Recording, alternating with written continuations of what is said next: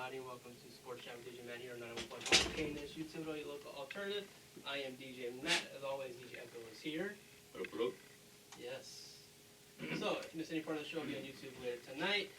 False Instagram Sports Chat with DJ Matt 1. We only have 2 more shows here on the 91.5 airwaves because the semester is about to be ending. We have finals next week. So this is our final week on the air here. But you want to subscribe to that YouTube channel because we'll be doing shows, during the winter break. So you want to stay tuned for that because we'll have to cover the draft. We'll have to cover free agency because that's starting up next week, actually. Yep. And next we still week. have football coverage. Still got football. So, yeah, so we're going to be busy in the winter break, still putting out content. So you might want to go to that YouTube, Sports Chat with DJ Matt on YouTube. Subscribe, like, comment, all that stuff. Catch any of our other previous videos, including our other Zoom shows, which we did in the summer. You want to check that out.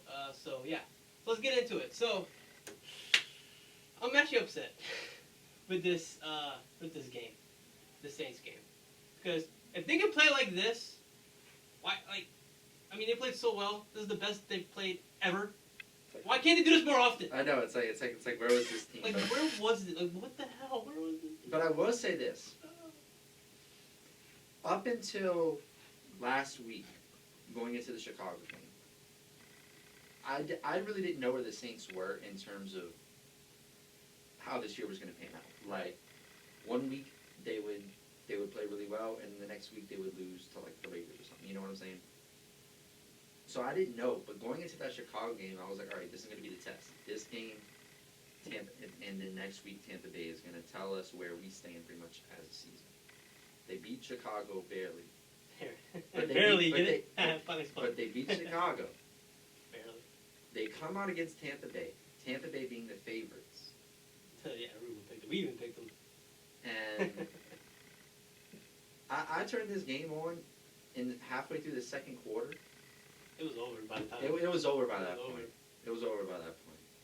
Going into the half, Saints were up like 31 to nothing. Which is great.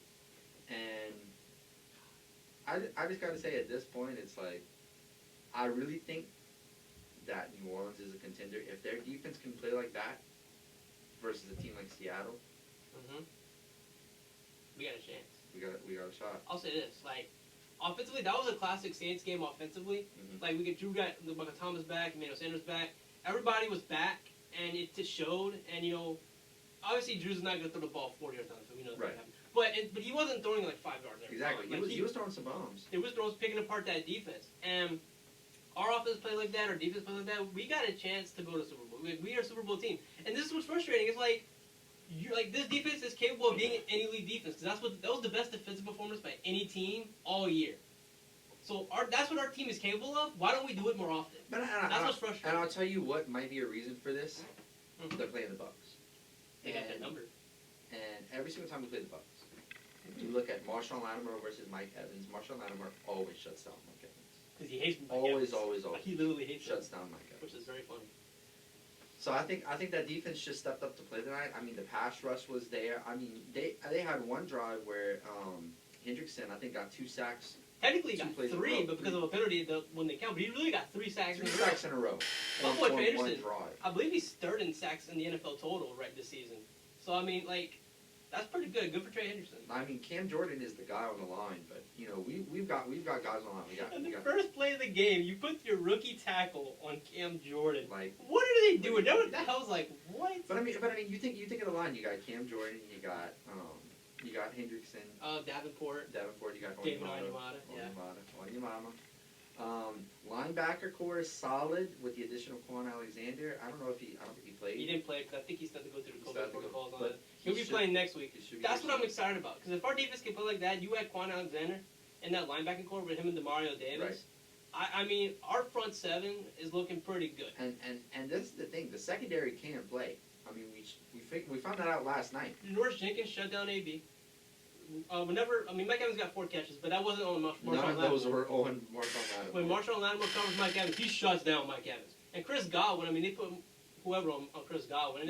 And I think Martin Davis was on Gronk, and he played some good defense on Gronk. I will say that I think Marshawn Lattimore is very underrated because you just look at whenever he plays Mike Evans. I mean, Mike Evans, everyone's like, oh, Mike Evans it's a super broad receiver. Whenever he plays against Marshall Lattimore, 2 targets, no catches. 2 targets, no catches. 2 targets, no catches. That's the last 3 games that Marshall Lattimore played against Mike Evans. Mike Evans got 2 targets, 0. I'm telling you, 0 Marshall catches. Lattimore hates Mike Evans. Oh, I know. And Mike Evans hates Marshall Oh, I Lattimore. know. Like, that's real beef. And And I it's awesome. love it. I love it too. So the Buccaneers only ran the ball 5 times. Which helped me out because the person I was playing against fantasy had a Ronald Jones. I had Ronald Jones. And he just needed 10 points to win. Didn't get it. But the good thing is, I kind of blew up my opponent this week, so I didn't really need him. Matter. It didn't matter. But still, I was like, wow. Well, yeah, it wouldn't have mattered to me, but I was number 3 in the league, and I was playing number 2, and so I needed to win. Now I'm number 2 in the league. I beat the best player in our league, actually. Oh yeah. I really did. I was Let's like, go. Boom! Thank you, Mahomes and Kelsey. No, but I mean, I've never seen a team so one-dimensional. I've never seen that before. Like, honest to God, I'm not just being biased about this. This was probably the best a team could ever play against another team. Yeah. Even though it wasn't a shutout, they got a field goal. No, it was basically a shutout. It was basically a shutout, and because you want to talk middle. What was it? Middle towards the end of the 3rd quarter, Saints started putting in Jameis Winston. They started putting in the backups. that was the 4th quarter, yeah. But it was a shutout. It was a shutout. I mean, I think the Saints just has the Buccaneers numbers. I mean, even with Jameis, I mean, we just dominate them, and it's like, I don't know if we just figured out Bruce Arians or we figured out Tom Brady. Maybe both. I think we figured out both in a weird way. I think what it is that I don't know. I think Saints just play harder whenever we play a divisional rival. I'll say this: if we have to play Tampa Bay in the playoffs, I'm confident now. I'm confident. Everyone else, I don't know. Like Packers, I don't know. But listen. Like I said, if this defense can show up in the playoffs, Oh yeah, we're I think we all go the to way, the Super Bowl. all the way. That's what's just frustrating about this team, though. Like that's just the one thing. I mean, But you know what? I will take the defense not being as hot as long as if in the playoffs they play like this every week. yeah. I would not complain. But you know what, will though? not hear any complaint. This is the game that both teams needed. I think the Saints needed a win like this because they've been winning so many close games. And it's been a battle. Like to have a game like this, I think is refreshing for them. Yeah, because a lot of people were questioning. Yeah. And then for the Buccaneers, this is probably the game they needed to lose, so they can actually get humbled a little bit, maybe. And maybe they get better because of it. So in the end, it might have benefited both teams, but still, I mean, I think for the Saints, this was the best. I'm talking about the Super Bowl season. I think this is the best Saints have ever played. Honestly, honest to God, as far as I can remember. I mean, Jesus Christ. So let's move on. Tua Tagovailoa. Yeah, tough for you. Frustrating. But that was probably the best game of the night, though. I think it was the best day. Yeah, I think so. But it's just so Tua beats. We have a chance. We have a chance. Tua beats Kyler Murray in an epic game in Arizona. I'm still on the Cardinals bandwagon. I still am. I mean, Cardinals. It's just they played really well, but I think Tua just. I'm buying into Tua now. This was the game. I think I am too, and I will say, I think Miami has shown us that you can tank, and you can rebuild properly, and you come out the other end. Yeah, their defense is really good. Because I don't know what their schedule is right now. Their record is 5-3 right now. They're second in the AFC East.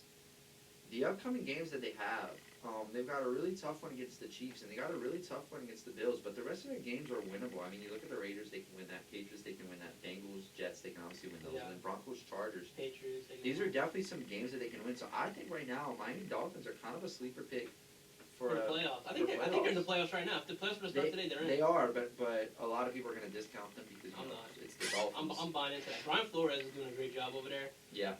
There's like 3 teams I'm buying into fully. I'm buying into the Panthers. Panthers, the way they played the Chiefs. Oh my God. I'm buying into Matt Rule as a coach. I like Matt Rule as a coach. And Teddy Bridgewater, I mean, I've been a fan of him, obviously, because he was with the Saints and all that. And his story is great. He's like the Derrick Rose of the NFL, I feel like. Yeah. But, like, he's doing a fantastic job in Carolina. And they got a CMC back, but he's hurt again. But still. But he's not, like, out. He's day-to-day right now. Yeah, I mean, Panthers. I'm all in on the Panthers. I'm all in on the Raiders. I really am. I like what they're doing in Vegas. They're actually, I think, another sleeper team to go. And I'm buying into the Dolphins. Because, I'm telling you, they're a good team. They're a good team. So I got a quick question. Speaking of the Raiders' opponent this week, at what point can we stop saying Los Angeles should have a better record and just start saying that they're just losing games that they should be winning? Like, at at Wood Point. That was tough, man. Because this has been so many weeks now that we keep saying, oh, they should have won this game. Somebody said at Wood Point, does it become shoulda, coulda, woulda, and you're just not a good team. Somebody said that it's karma for how they handled how they did Tyrod with the whole injection thing for the IV or whatever it was. Now that they said it's just karma, but Justin Herbert still is playing good, fantastic really football. Good. I think he'll probably win offensive rookie of the year at this point. I really think he will. Yeah, I could see that. And I'm not against it either. I mean, Joe Burrow has been good, but Justin Herbert. Think about this. Tua has a better record right now than Justin Herbert and Joe Burrow. Yeah, but Tua is. I don't think. Tua's 2-0. I mean, I get that, but he's on the best team right now. He's on the best team. Out of the three, yeah. And I said that too. What was my argument about, like, everyone was saying, like, Joe Burrow versus Tua's going to have a better career? I said Joe Burrow's going to put up the numbers, but I think Tua's going to win more because he's on a better team. Yeah. So I predicted that. Thank you. No, but I mean, look, but Kyler Murray, I want to talk about Kyler Murray because that dude, I mean, I love Kyler Murray. I really do. Christian Kirk had a great game, probably one of his best games. I mean, I'm all in on Arizona too. Like that was a good game to lose. I think honestly, like it was. Yeah, and it's not like they lost, 38-3 or something. Couldn't be my team. Yeah. But like, no, it was close. They still put up a fight. It was they were in it till the end. And yeah, I mean, one loss is not going to dictate everything. I do think that they're going to have to fight for a spot in the playoffs, considering that an NFC East team is just going to get in. Yeah, it's ridiculous, but whatever. But they got a shot. I think they got a shot in the division because Seattle's starting to slip. I think they are starting to slip, and so I think Arizona could possibly, because they didn't lose any ground because Seattle lost and then they lost. They didn't lose any ground in that area, so they still got a good shot. I think of maybe pulling the upset in the division. Now they have another. They have another game against the Cardinals. They still have both their games against the Rams. The Seahawks? Yeah, the Seahawks. But outside of that, you look at the matchups. Outside of NFC West games, the only games that they have left are against NFC East teams, and this one against the Jets, which they already beat the Jets. It's about Seattle. It's about Arizona. I'm looking at Arizona. I'm talking about Seattle. So I want to look at Arizona's schedule because they got Buffalo next week, which that's gonna be a tough game. But I think they could pull that one out actually. Seattle, that's a tough one, but they could pull that one out. New England, they're gonna win. Yeah. The Rams, I don't trust the Rams, so they got the Rams twice. I think they could beat the Rams both times. They got New York, Philly, San Francisco. Those three games. Those are the three most important games, I think. If they win those three games like they should against New York, Philly, and San Francisco, I think they're in good shape. Yeah. Oh yeah. Yeah. I don't know if they'll win the division because if you're looking at like the Seattle Seahawks, I'm looking at Cardinals. I think that they can lose that one, and if you give one of them to the Rams, like let's say Rams win one of them, I'm looking at the rest of those games. And if Seattle loses any of those games, it's like, come on, man. Like if you lose to the Eagles, if you lose to the Giants, if you lose to the Jets, if you lose to the Seattle's schedule is really and if you lose easy. That's what I'm saying. It's very easy. So that's why I'm saying I don't think that the Cardinals are going to win the division, but I do think that they're going to get a playoff spot. But it's just ridiculous because they're probably going to be the top wild card, and here comes Dallas or.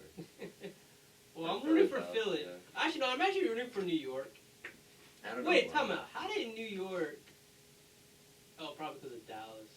Right now, at the bottom of the NFC, the three teams at the bottom of the NFC. All from the NFC East. All from the NFC East. Yeah. And they're also in the playoff hunt, which is ridiculous.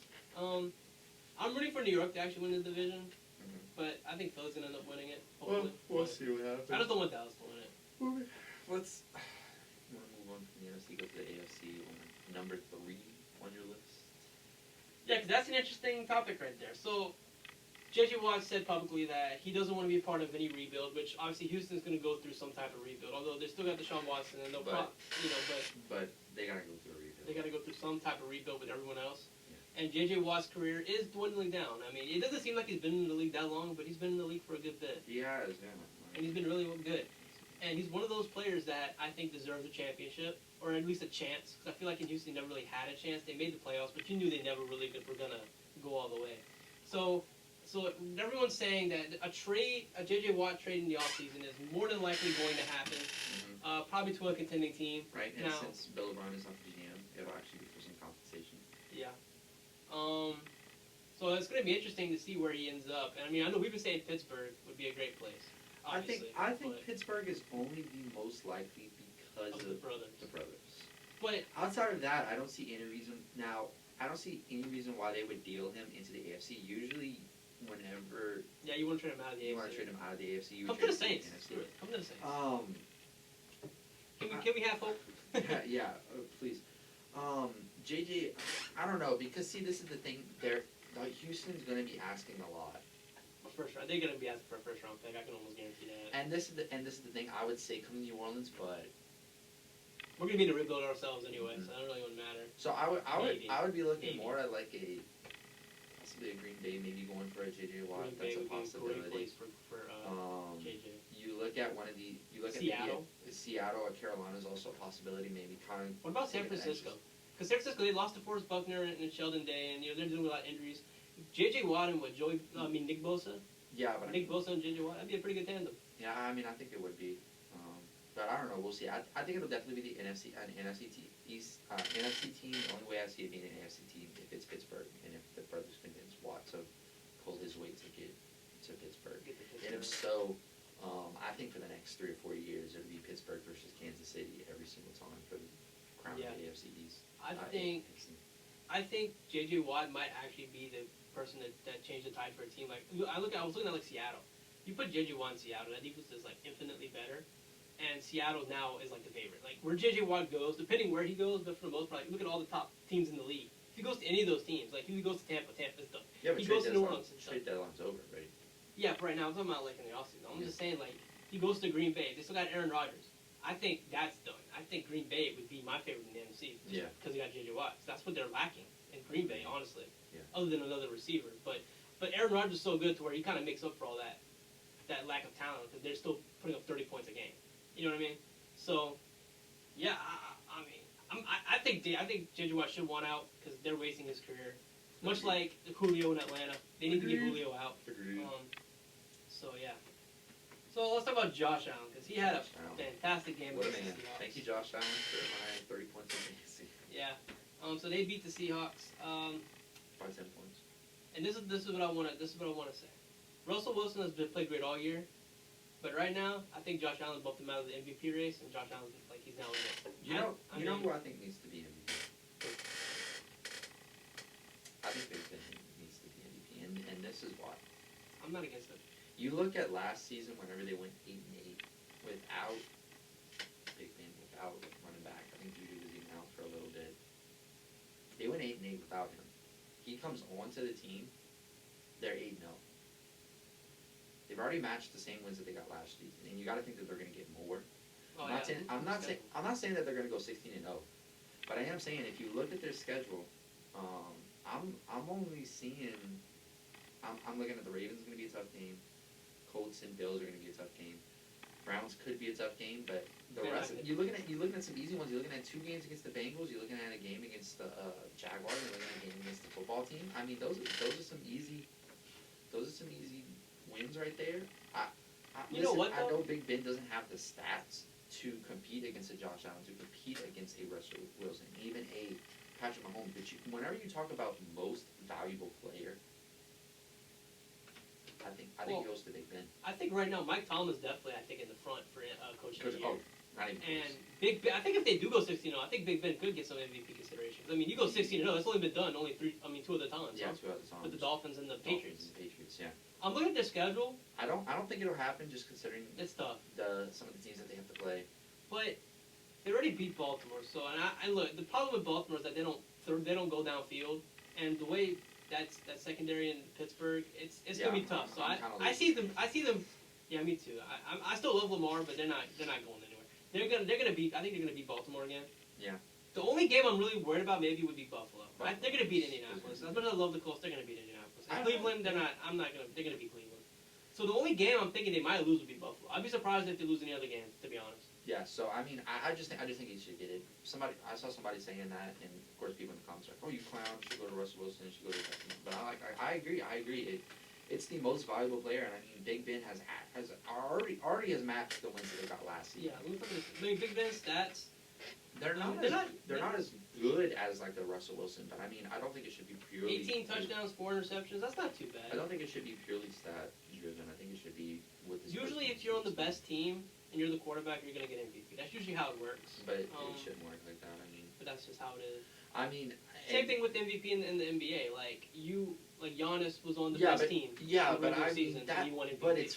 But it's 5 people on a team versus 11. Yeah, it's still different, but still, it's kind of the same. Yeah, I get it. I get it. I get what you're saying. Right now, I think Mahomes is probably the favorite right now. So, I mean, he only has 1 interception, he has like 26 touchdowns. Again, I don't think it should be stats. I'm sorry. I'm not trying to sit here and say I'm not doing any Patrick Mahomes thing. I'm sorry. Whenever you got Tyreek Hill, whenever you got Travis, this out here. We've been saying that Kamara could be offensive player of the year.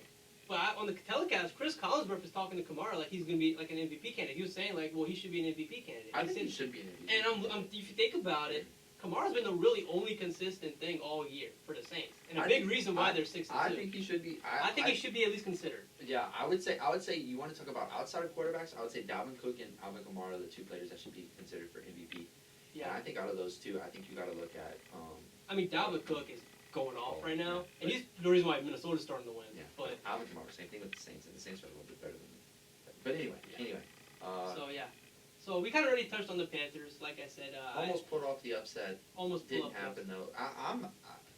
After this. I'm all in the Panthers. So who are you like? Are you more worried about the Chiefs, or are you more excited about the Panthers after this game? I'm telling you, something's off about the Chiefs, and I can't tell you what it is. I mean, because they're not playing like. Offensively, they're still putting up amazing numbers, and defensively, they're better than they've been in years. You know, even in the Super Bowl season last year, they're better this year. But like something, I don't know what it is. Why I feel like they're off. I just don't know. It's weird to me, like why I feel this way about them. Because everyone's raving about them, but I'm like something's not right. But I mean, I'm looking at these games that they have almost lost against teams, and even games that they have lost against teams that they should have lost. I mean, I don't know about the Chiefs. Like, I'm with you. I'm all in on Carolina, but. I don't know. I think this game is more indicative of the Chiefs than it is of the Panthers, because nobody expected the Panthers to win this game. You know, and they come out, they almost pull off the upset. I don't know. They got the Raiders game, who they lost to. That's their only loss was against the Raiders. And I mean, and that's the game. Like the Chargers game is a game I'm like, ugh. And the Raiders game I'm like, ugh. And then the Panthers game I'm like, well, they barely won that one. You know what I mean? It's like. Like I said, I don't know what it is. I don't know what it is about him. I feel that way about him. It's something that's not. Something's not right with him, and I can't put my finger on it. It's an enigma to me. But Carolina, like I said, Matt Rule. I mean, at first, I'm like, well, Teddy Bridgewater's gonna be like a bridge quarterback, pun intended, and it's gonna be there for a couple of years. Then they're gonna find their guy in the draft. And I said this last week. I said the way they're playing and the way Matt Rule's got them playing, it's like. I wouldn't mind Teddy Bridgewater in Carolina for the next 5 or 6 years. No, because Teddy is playing as probably better than he ever we thought he could. And I mean, that team is overachieving, honestly. But it's still. But I don't know. I love what the Panthers are doing, and I'm rooting for Teddy, and I mean, I'm just buying into the Panthers. And I think the players bought in too, which it shows. 100%.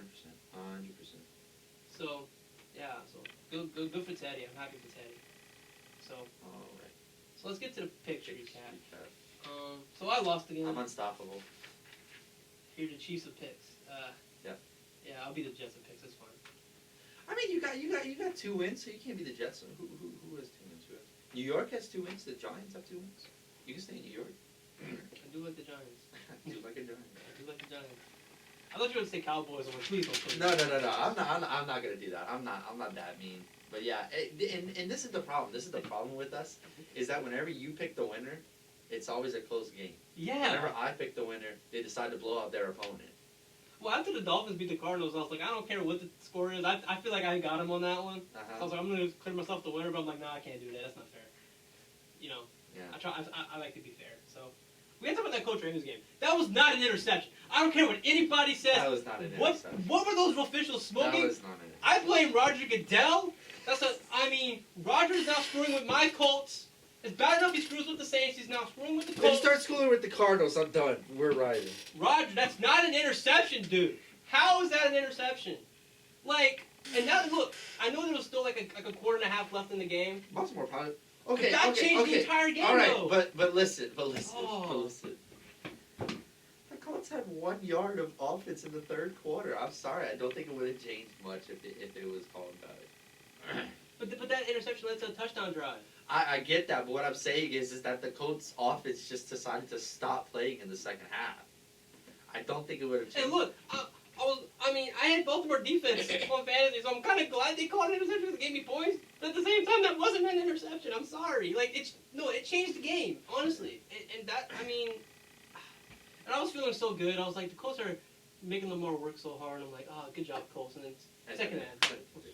That's why I changed it to the Kansas City Carolina game. I thought that game was getting exciting, so I changed it. Yeah.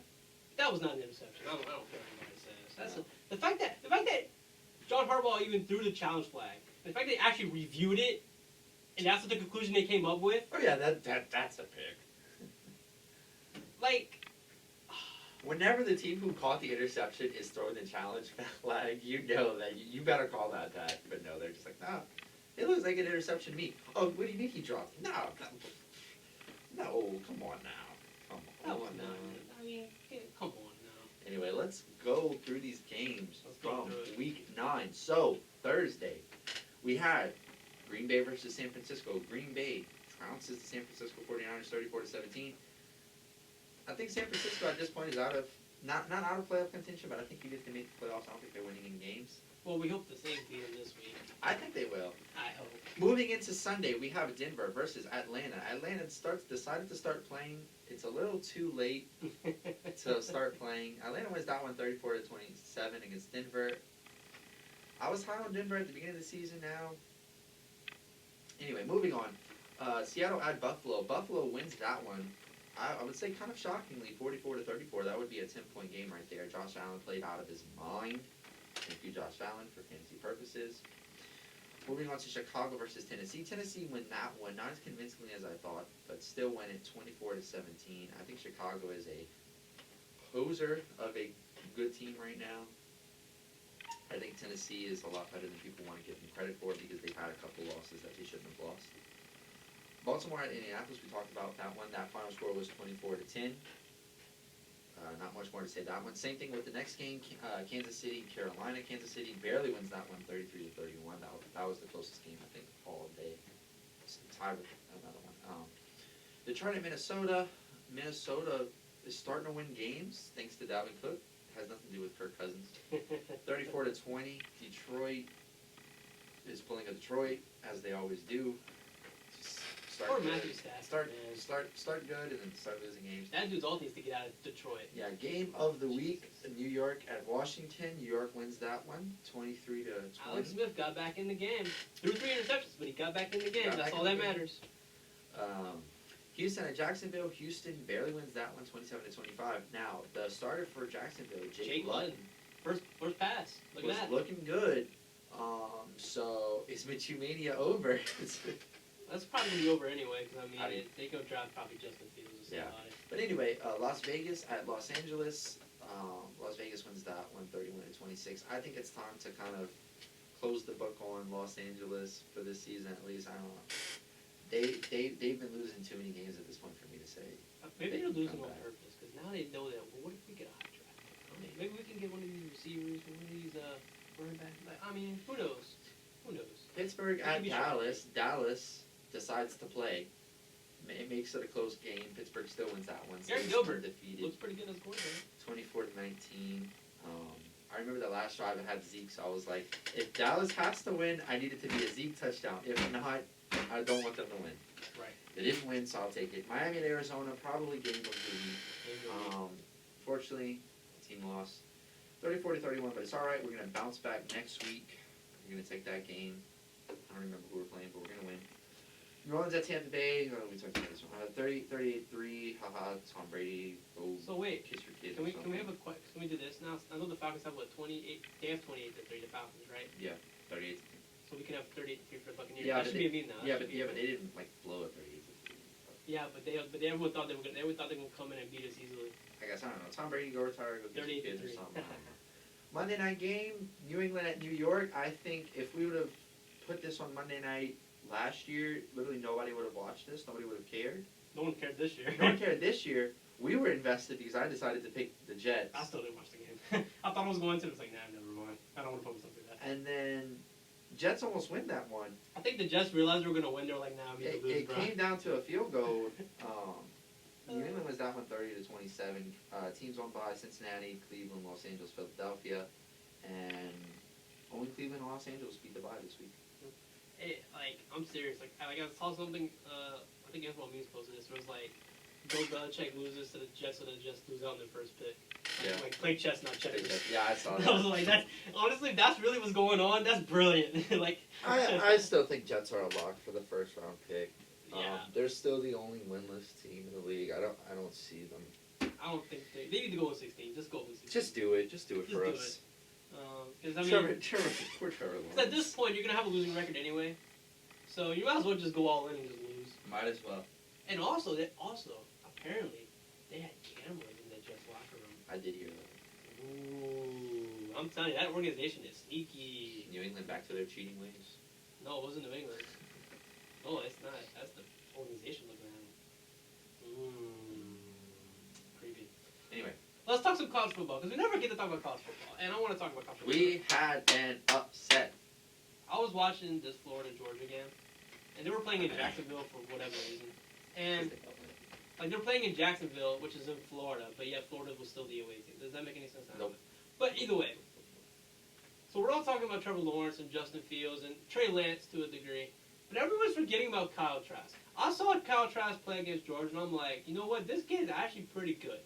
Like so far, his stats so far, he has 1,815 yards on 68% completion percentage, 22 touchdowns, only 3 interceptions. Last season, he had 25 touchdowns all year, but I think he got hurt. So he had 25 touchdowns last year. He has 22 already this year. I mean, Kyle Trask, I'm liking Kyle Trask. He looks like a really good quarterback. And you know what? He's not going to be a first-rounder, probably.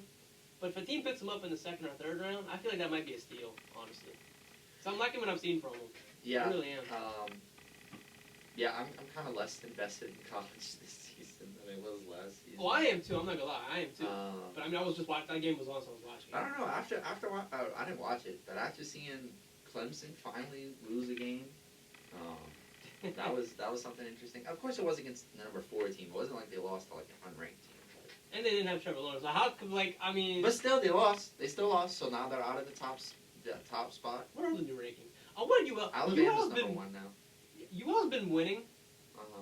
and they've been ranked a couple times, but then they did drop them out, and then they haven't been back in. I want to see if they put them back in. They need to be put in because like UL's been winning games. Like what's going on here? They're 25th right now. Okay, Oh, they're 25th. they put them back in. Better than 25th. LSU. They're the best team right now in Louisiana college-wise. Wow, LSU, come on now. And I think the game they lost to They're was 6-1. I think the game they lost to was to Coastal Carolina, I believe. Yeah, that's just. Who's ranked still? I mean, listen, I understand it, but like you look at ranked, it's like Louisiana 6-1, 24 is Auburn 4-2, 23 is Northwestern at 3-0. Like, I don't know. Like USC is ranked 20 and they've only played 1 game, you know. So it's like I don't know. This season is so Yeah, weird. it's weird. Yeah. Same thing with Wisconsin. They're 13. They're 1-0. Oregon at 11. They're 3-0. Indiana's at 3-0 and they're number 10. Florida's only 4-1. Ohio State's 3-0 and they're at number. Like this is such a weird season. Yeah, it is a weird season. I mean, I don't know. I'm actually kind of rooting for Notre Dame. I don't know why, but I am. Because you just don't like Alabama. I've never hated Alabama. I'll be honest with you. I've never been one of those Alabama haters. I mean, I'm tired of them winning all the time, for sure. I'm tired of Clemson winning all the time, too. I'm starting to get tired of Clemson. But, I mean, and even Ohio State, because everyone hypes up Ohio State every year, and it's kind of aggravating. Let's But- get a Notre Dame win. But, yeah, but I Let's mean, get a. I wouldn't be mad if Notre Dame won. Why not? I'm just because this is I'm interested to see how they're gonna run because I'm looking at this right now and we're in November Mhm. and I mean listen I get it you like the top teams are probably gonna be Alabama, Notre Dame, Ohio State, and Clemson like I get that but this is what I'm saying you look at a team that's in 10th Indiana well I don't think that they would end up in the top 4 but I mean they've only played 3 games this season. You look at a team like Oregon, who's only played 1 game this season. They're 11th. It's like even Wisconsin, they played 1 game. So I think that this season there will definitely be some college teams who will stake claim to Yeah. should have been in the playoffs. I mean, they need to. I think especially this season, they should expand the playoffs. I think they should. At least 8 teams, because I feel like it's so unfair. Because I feel like some teams are not going to play enough games to even garner a chance to even be in the playoff. Like Ohio State's in there because they're Ohio State. That's the only reason why they're still ranked at the number 3. I mean After, that's ridiculous. Because I mean you look at underneath and you got a team like I mean I'm sure BYU wouldn't be in there, but I mean they're 8-0. I mean Coastal Carolina shouldn't be nowhere in the top. In Marshall, and you look at But I mean, even UL to a degree, and Yeah. Liberty. Those teams never really are in the I mean, rankings. for Coastal Carolina to be above Oklahoma, to be above a Texas, to be above a USC, like It's weird, but I mean I'm excited. I'm like, remember whenever UCF was like undefeated for 2 years in a row, they didn't get in the playoff, yeah. which I thought was ridiculous. I think it was ridiculous, but like I understand whenever they want to say, okay, well, who did you beat? I feel Because like that shouldn't matter. Though. If you're undefeated for 2 years in a row. I get it, mean, I get that, but Show some this is respect. my thing. I mean, you look at a UCF. I mean, whenever they would play an actual good team outside of their conference, they would usually lose. You know, I remember they played LSU in Yeah. that bowl game. They just did Well- not have a chance. And I agree. I mean, but listen, if you're let's say UCF played teams at Nichols caliber the whole time. And I mean, I'm not throwing shade to Nichols, but I mean, we're talking about like what UCF is like a D1 school versus a whatever we are. It's like you they're can't the FBS yeah, over us. right. You can't expect whenever if you're undefeated against teams like that to say all right you're in the playoffs because then you play a team like Clemson or a team like Alabama and you just get blown out the water because you played Nichols caliber team the whole time instead of playing Alabama, Florida, Oregon, Georgia, you know, stuff like that. I mean, I still think that whenever they were trying to claim that they were the national champions that year, I mean, it's just like you just look childish. All right, so let's get to some NBA talk. I read something yesterday about the Pelicans, and to me it seems like wishful thinking. It really does, because when I read this, I was like, in a perfect world, yeah. Let me see if I can pull it up. 'Cause I read this yesterday. Let's see if I can find the article. Hope I can find it. 'Cause I want to get it exactly right. I gotta type in something else now. It was from the Pelicans debrief, I believe. Okay, so this is a crazy idea that they're throwing out here. That I read and I'm like, bruh, if this were to happen, oh my god.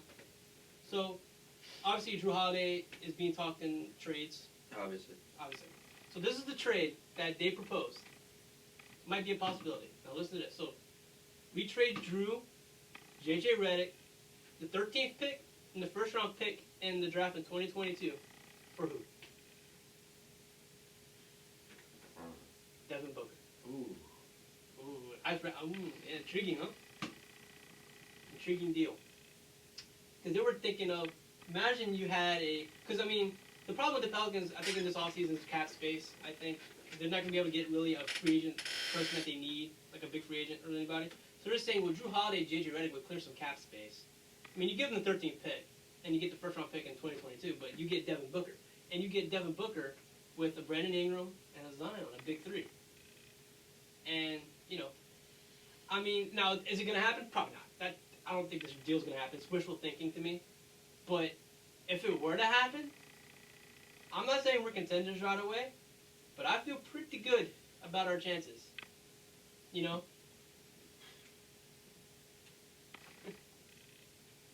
It's a good trade. I will say that, but this is the only thing that I have with that. It's like, I guess I'm more of a in basketball, like pick who's going to be your main guy and then build around him. Like, obviously Zion, the Pelicans want Zion to be the main guy, Right. obviously. Right. That's fair. So you build your team around Zion. And I mean, Brandon Ingram, as good of a player as he is, and I think we should keep him, he's more of a ISO player. He showed that whenever Zion was out. Devin Booker is very much a give me the ball and I'll score type of guy, Mm-hmm. as well as Brandon Ingram. So you look at that point, you would have three guys who would believe that they're the guy. And at that point, there would definitely be some tension because the Pelicans would want Zion to be the guy. Devin Booker would want to be the guy, and Brandon Ingram would want to be the guy because Brandon Ingram would say, okay, well, last season, whenever Zion wasn't here, I was the guy. Right. Zion would say, I'm the heir apparent. And then Devin Booker would say, well, I put up 70 points in a game, but like I put up all these stats, like Right. give me the ball. Right. So while I like That's the fair. trade, and I think it'd be good, my thing is if we trade, I would want someone who's more complimentary to Zion Right. than someone who would want to take the ball away from Zion. Because I mean, if you want to say that Devin Booker's the guy, then fine. But they're not going to do that. They're not going to do that to Zion. No. So That's a good point. I didn't think about it that way. That's a good point. that's the only problem that I have with the Devin Booker trade. I think Devin Booker would be better suited in Minnesota. I mean, just Yeah, that's where I want him to go to. just I'll call be me honest. wishful thinking, but I think he should go to I think he Minnesota. should. I think if he's going to leave Phoenix, I think Minnesota is the best place to go to him because do if too. you look at D'Lo, he's a true point guard. You look at Cat, he's a center. I think whenever you have a big three and you want to talk about two smaller guys and a big guy, I think it's best to have a true point guard and then maybe a shooting guard and you have a center. Like I think Yeah. that's the best way to go because you got a guy in the paint, you got a true point guard who can throw lobs up to Cat, and then if that's not working, you can give the ball to Devin Booker who can shoot it all day. Yeah, D'Angelo Russell is going to be the guy that's going to have to sacrifice if that were to happen because he's not going to be the But he's not going to be the main. I guess it's going to be Devin Booker and Cat. But I think D'Angelo Russell will be okay with that. Though. yeah, I don't think he cares. I think his play style is suited more towards a true Yeah. point guard anyway. I agree. That's a better fit for Devin Booker. But I'm just thinking, like, I mean, so I'm thinking, like, okay, I'm thinking about it this way, where it's like, who are you really going to guard though? If you're the opposing team. I get that, but what's the locker room going to be like whenever there's three guys who want the ball all the time, and those three guys can't get the ball all the time? What do you think the locker room's going to be like? That's true. That's the It only is a very problem. young team. That's the only That's problem true. that I have with that is Zion's going to want the ball, Brandon Ingram's going to want the ball, and Devin Booker's going to want the ball, Yeah. and they're going to try to run the offense, and it's not going to be a good environment. So I really think that at most you can have Zion and Brandon Ingram because we shouldn't let Brandon Ingram walk. I think that's good to have him. Yeah, we're going to sign him. If There's no doubt. Zion ever gets hurt again, you can have Brandon Ingram on the offense. Yeah. And even if Zion is having a bad day, if they're doubling Zion, then you have Brandon Ingram on the wing. But to have two guys on the wings that you have to work, I don't know, it's Yeah. just too much. Yeah. And But I just saw this and I just wanted to bring it up because I thought it'd be interesting. I never thought that would happen. I don't think it will happen, but I mean, know. you even look at a team like Golden State where they have three guys instead of two. But the reason why there are three guys work instead of two is because you have Steph and Clay who work as the shooters, and then Draymond doesn't really score anyway. does defense. So, yeah. He worry about defense. So they could even add a Giannis because he would play mostly in the paint. Right. Like I know that everyone's like, oh, don't go to Golden State, but I mean, he would technically fit in You Golden know, no one State. wants to go to State because they're tired of Golden State winning. That's I the get only that, reason why. but they don't he would work in Golden State because of the would. play style of Yeah. it. Yeah. You have four guys. I think that the reason why Golden State worked whenever they had Kevin Durant is because Clay and Steph really weren't worried about the ball, so they could just it was fine. They could spread it around more evenly. But whenever Yeah, Clay is really Clay's not going to really go in the paint and drive. He's the shooter. Steph can go in the paint, more so. But yeah, the why it worked in Golden State is because that team was really good at passing. They were really an unselfish team. Yeah. And when you have two of the best shooters to ever play the game on the perimeter, Kevin Durant's the one that's really going in the paint. He's able to kick it out to one of those two guys. Yeah. They're always going and to be. even Kevin Durant can shoot if he needed to. So Yeah. I mean, And it's weird to think that Kevin Durant was their leading scorer too. yeah. But But Steph and Clay. But were it totally made pushing sense themselves. because by that point everyone was so like, oh, we need to guard Steph, we need to guard Clay, and then you're just getting points out for Washington. I'll say this. I mean, is the Golden State Warriors were the best dynasty? No, Bulls got them by a long shot. Yeah. But in terms of who they had on that team, I feel like that was the best put together Super team team. ever in Yeah. NBA history. In I terms of do agree. put together, not in terms of winning and all that. Like they're not the best team in terms of that, but And the thing that I will say about them is I think the best thing about them is that out of their big four that they had of Steph, Clay, Draymond, and KD, I think KD was the only one that was acquired through free agency because I think they drafted they Clay, drafted everyone else. Steph, and Draymond. Well, they got JaVale, I think, in free agency or something. Yeah, but I'm saying like I like out of their big Yeah. four. Yeah, so Warriors are definitely next year are going to be a problem. Yeah. No matter if you think of Giannis or not, The they're going only to be thing a that's problem. stopping them is injuries. Yeah, it's I don't It'll think be the interesting. Lakers will be able to stop them. I don't think so. any team in the West will be able to stop them. So the draft is next Wednesday night. Free agency really starts next Friday on the 20th. They announced that yesterday. This draft again, like I don't know what's gonna happen. This is the draft where I think no one can predict what's gonna happen. No, and it's the weird, teams are making sure that no one can predict what's going on. I mean, you look which is at good. two days ago, people were saying that LaMelo was dropping out the top three, and then yesterday, reports were coming out that Minnesota's taking LaMelo with the first pick, or even if the first pick was traded, I think. Whoever drafts him is Philadelphia is still in play, I think, for the first overall pick. Yeah, I think Minnesota's looking for. I think Minnesota, what they're trying to do is, once they open up the trade floor, when the NBA says, "Okay, you can make trades," I think that's when we're gonna know stuff because I think Minnesota probably is trying to shop that pick for Devin Booker or to Philly for whoever. I think that is going on. They'd be a fool not to to look into it. yeah, You know what I mean? honestly, if I was Minnesota, the two places that I would try to shop it is Phoenix and Philadelphia. More so Phoenix though. More so Phoenix, but I really know that Philadelphia really they have made it vocal that they want it. The only thing that Phoenix has said is that not even Phoenix, but reports are saying that Devin Booker wants out of Phoenix. Though then there's reports saying that he doesn't. I don't know, but We're not gonna know until it happens. And that's the thing too. Golden State also probably shopping their pick, especially it's rumors. I mean, Drew Holiday. It's possible the Warriors might want interest in Drew, and they might shop that number 2 pick to New Orleans because New Orleans I think does maybe want to move up. I think they said they want to move up. who are we taking if we? That's what I don't know. pick? I don't know who we're taking. I Because don't know because what's you going on. look at the top prospects. Okay, let's say LaMelo is gone. The top prospects are Anthony James. Edwards, James Wiseman, and they're both like center guys, and that would compete with Zion. So it's like It's weird, man. I don't know. I'm telling you right now. I have no idea what the Pelicans are gonna do. It's making me nervous, but it's making me kind of hopeful that maybe we pull something crazy off and it works out. I trust David Griffin. I think we will move up in this draft. But I don't know how, if it's for Drew, if it's for whoever. I mean, it's going to be, draft night's going to be very interesting because we don't know what anybody's doing, which is weird because last year we knew Pelicans are taking Zion, Memphis is taking Ja, duh. New York's going to take RJ. We knew all that.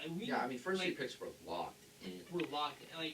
This is the first year in a while where I feel like no one really knows what the hell's going to go on. Right. I kind of like it, but I kind of hate it because it's making me nervous. I just want to know.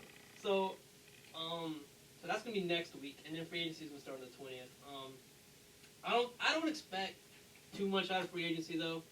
The only thing would be Giannis being traded, but I'm hearing that Giannis is gonna sign up with the Bucks again. So I think the Bucks should sign Giannis, and I think they should try and get Chris Paul. I think that's what the Bucks should do. that's what I'm thinking too. That's what they should do. And of course, there's a lot of rumors around Chris Paul.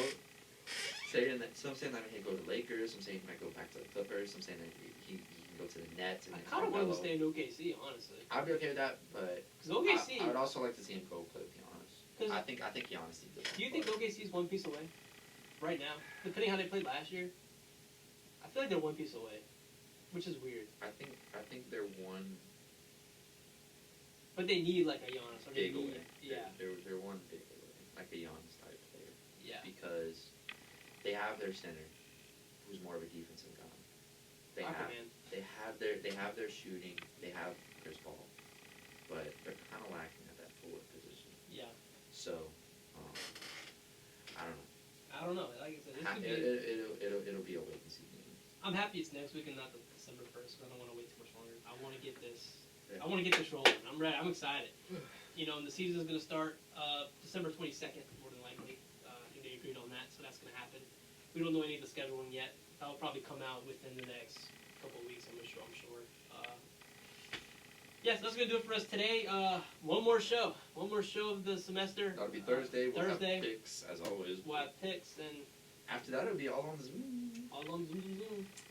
I don't know. I mean, I want to do a show next week. I don't know if I want to do it after the draft or I want to do it before draft. Maybe. You got an exam next Friday? I feel like next Friday would be a good day to do it. Next Friday. I don't think I have anything next Friday. I shouldn't have anything Another next Friday. Wednesday and Thursday is my heavy exam days. Yeah, I don't think I have anything on Friday, so we might do a show next Friday on Zoom, and I'll post it on the YouTube. So subscribe to the YouTube because you don't want to miss that. Follow us on Instagram at SportsChatWithDGMat1. We'll see you guys Thursday with our game picks and whatever else goes on in the world of sports. Woohoo! Stay safe and study for your exams, people. Yep. You know, they're coming. Yep. The scariest thing.